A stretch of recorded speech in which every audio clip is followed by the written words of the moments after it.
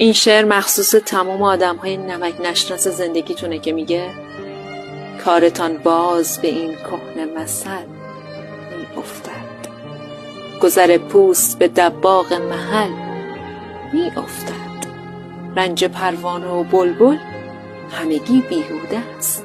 شهد گل بر لب زنبور عسل می افتد. به لب سرخ خودت آی ننازی چلگیست. سیب دست حسنی های کچل می افتد.